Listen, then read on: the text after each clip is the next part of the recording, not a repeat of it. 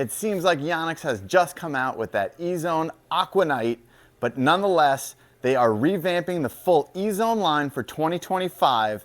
And in this video, we're gonna tell you everything you need to know about the E Zone 100 2025 Generation 8.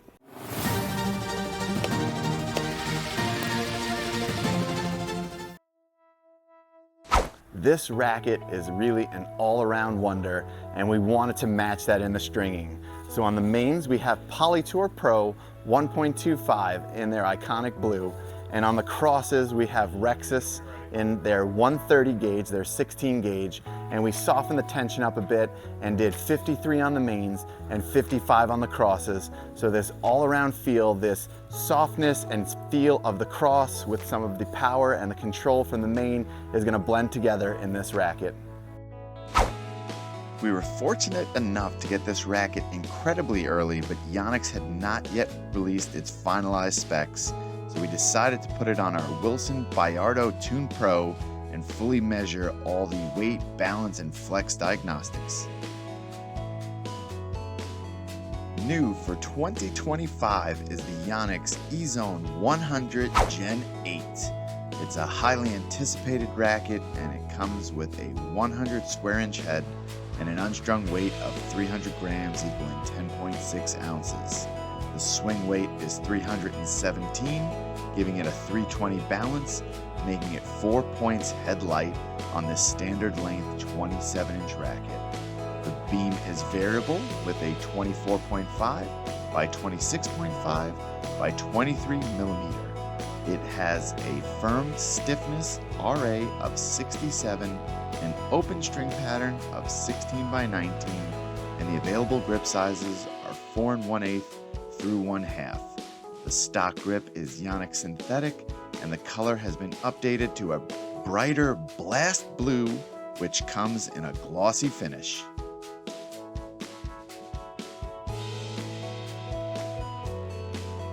Whenever a new racket comes out, the first thing that you're gonna get hit with is that Cosmetic.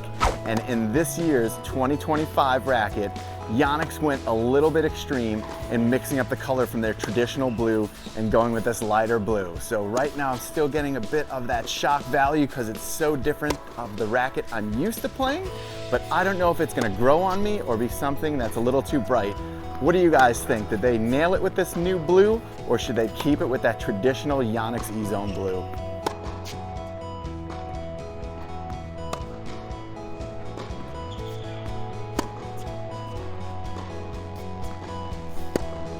Yonex has 3 families of rackets, which if you don't know the difference, we have a video breaking down all the Yonex rackets, which we have for you right here. But in this E Zone series, it's really based upon power, and that's what I noticed as soon as I hit the baseline.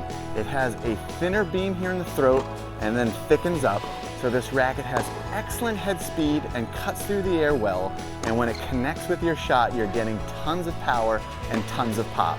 So it was excellent, it played really well. I found the sweet spot to be generous. I could hit it anywhere without feeling like it was missing. Everything was well connected, and then I was getting tons of power, as I said before, all with excellent spin.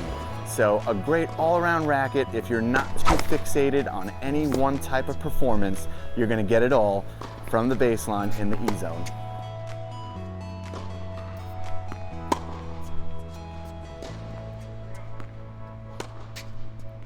As usual, this Japan-manufactured racket line comes chock full of technology.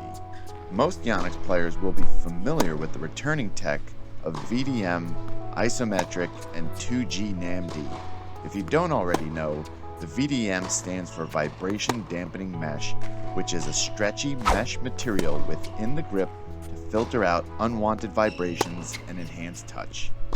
Then, their isometric technology has iconically been in just about every Yonex racket since 1980, giving it that unique squared-off frame shape versus every other round or oval racket you see.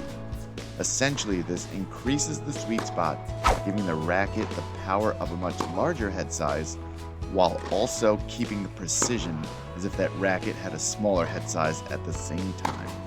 Then you have the 2G NAMD, which is a quality high modulus graphite construction improving the racket flex for snapback energy power.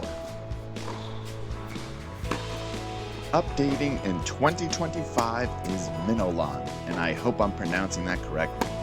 Minolan is a new material using threads spun from bagworms called Minomushi.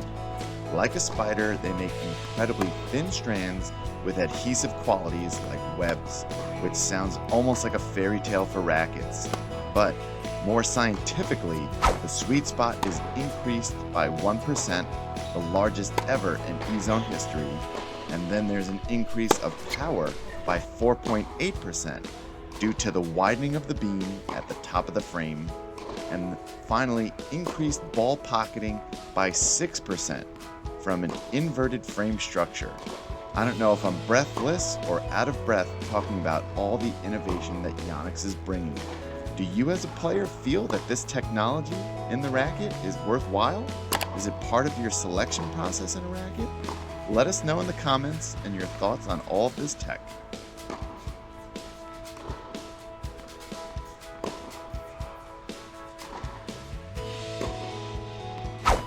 On the serve and during points, I had mixed feelings on what I thought about this racket. It was sluggish through the air on the serve, but I was still getting solid contact and high MPH on my shots, as well as the variety for kick serves and flat serves. In the points, dominating, controlling the point, fantastic for an aggressive baseliner or all quarter, but it's just didn't have enough time for it to really hone the power of this racket. So if you've had more time with this racket, let us know in the comments what you thought of it in match play.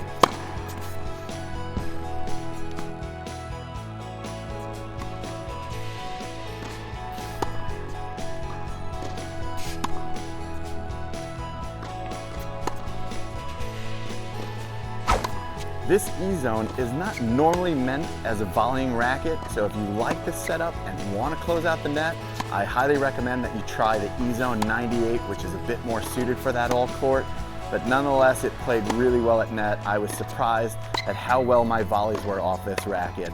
I am contributing it, most of it, to that excellent sweet spot, so no matter where I was hitting it, I was getting solid contact and the volley was exactly where I was aiming it.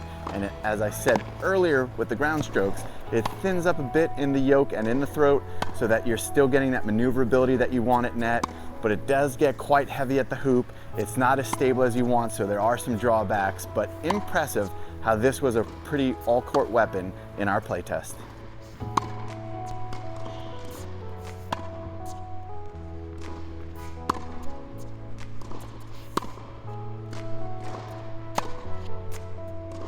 Overall, you can expect similar scores to our previous generation review of the same Yonex E Zone 100, which if you want to compare, there is a link to that review in the description. There is so much technology in this racket we could do a dissertation on it, but in the end, how does it play? It is a power racket with accents of heavy spin, ideal for any adult player, rated 3.5 to 4.5. Aggressive baseliners, counterpunchers, and those who favor the baseline with modern grip styles are the ideal match. Two-handed backhands are preferred, and similar rackets are the Babolat Pure Drive, Head Boom MP, Technofiber T-Fight 300, or Wilson Ultra. If you want to power up your game, but other rackets are just missing that je ne sais quoi, then this is the over-engineered racket that might be your best answer with what I feel has additional maneuverability, feel, and some flash in this very popular category, making it edge out its competitors. If you want to learn more about all of these rackets to find the perfect equipment, hit that subscribe button because every week we have a new video breaking them down, showing you the latest and greatest.